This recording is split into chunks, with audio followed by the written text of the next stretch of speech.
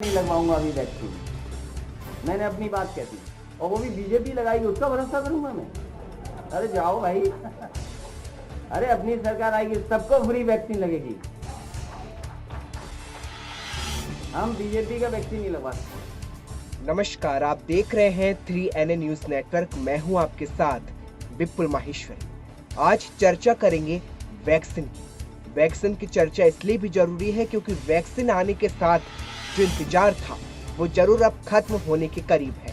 लेकिन अब बड़ी विडंबना है देश की कि वैक्सीन पर सियासत शुरू हो चुकी है। एक तरफ विपक्ष वैक्सीन को लेकर कई सवाल उठा रहा है, तो दूसरी ओर वैक्सीन को धर्म से भी जोड़कर देखा जा रहा है। आखिर क्यों वैक्सीन आने से पहले सियासी मुद्दा बन चुका है?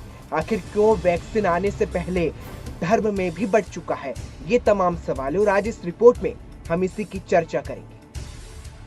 कोरोना संकट से जूझ रहे देश को नए साल की शुरुआत में मोदी सरकार ने 2 वैक्सीन का तोहफा दिया, लेकिन लगता है कि विपक्ष को तोहफा जरा रास नहीं आया। ऑक्सफोर्ड की कोविशील्ड और भारत बायोटेक की कोवैक्सीन को इमरजेंसी इस्तेमाल के लिए मंजूरी मिलते ही देश में सियासत भी शुरू हो गई। कोरोना वैक्सीन पर सबसे पहले सपा अध्यक्ष अखिलेश यादव ने बयान दिया और वैक्सीन लगवाने से इनकार कर दिया, तो वहीं बीजेपी नेता भी पलटवार करते रहे। सपा और बीजेपी के सियासी घमासान के बीच बसपा अध्यक्ष मायावती ने कोरोना वैक्सीन के भारत में आगमन का सराहना दी। आपको बता दें, अखिलेश यादव ने कहा था कि वैक्सीन बीजेपी की है और वे इसे नहीं लगवाएंगे क्योंकि उन्हें लगता है कि बीजेपी पर उन्हें भरोसा नहीं। वहीं अखिलेश और सपा नेताओं ने वैक्सीन पर सवाल खड़े किए तो बसपा प्रमुख समर्थन में खड़ी नजर आई। बसपा सुप्रीमो मायावती ने स्वदेशी वैक्सीन की सफलता पर वैज्ञानिकों को बधाई भी दी। इसके बाद कांग्रेस नेताओं की तरफ से भी विरोध के सुर उठने लगे। कांग्रेस की तरफ से शशि थरूर और जयराम रमेश ने वैक्सीन के खिलाफ मोर्चा खोल दिया। पूर्व केंद्रीय मंत्री जयराम रमेश ने ट्वीट में कहा कि भारत बायोटेक पहले दर्जे की कंपनी है, लेकिन यह हैरान करने वाला है कि इसकी वैक्सीन कोवैक्सीन के लिए फेज 3 के ट्रायल से जुड़े अंतर्राष्ट्रीय स्तर पर स्वीकृत प्रोटोकॉल संशोधित किए जा रहे हैं और स्वास्थ्य मंत्री हर्षवर्धन जी को स्पष्ट करना भी चाहिए।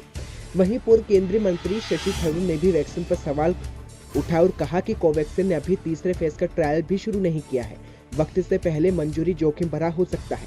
स्वास्थ्य मंत्रालय को स्थिति साफ करनी चाहिए। ट्रायल से पहले वैक्सीन के इस्तेमाल पर रोक लगे, इस पर कांग्रेस के नेताओं को बीजेपी की ओर से भी लगातार जवाब मिला है। लेकिन वैक्सीन पर न सिर्फ सियासत शुरू हुई है, बल्कि वैक्सीन धर्म के नाम पर भी बट गई है।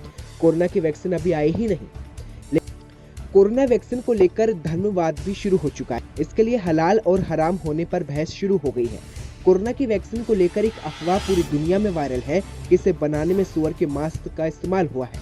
अब मुस्लिम समुदाय में वैक्सीन लेने को लेकर बहस शुरू हो गई है, लेकिन कुछ मुस्लिम सलाहकारों का कहना है कि कुरान में किसी इंसान की जान बचाने के लिए हराम की चीजों के इस्तेमाल की इजाजत दी गई है। बहरहाल कुछ भी हो, लेकिन वैक्सीन का इंतजार पूरा देश कर रहा था। लेकिन इस बीच वैक्सीन अब विवादों का मुद्दा बन गया है, क्योंकि कहा जा सकता है कि वैक्सीन और सियासत ने और धर्मवाद ने इस वैक्सीन पर भी कई सवाल खड़े कर दिए हैं।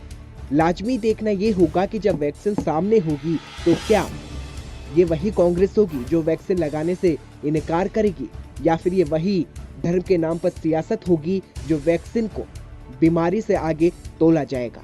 सवाल कई है, लेकिन सवाल यह है कि क्या आगे वैक्सीन पर सियासत ऐसे ही जारी रहेगी?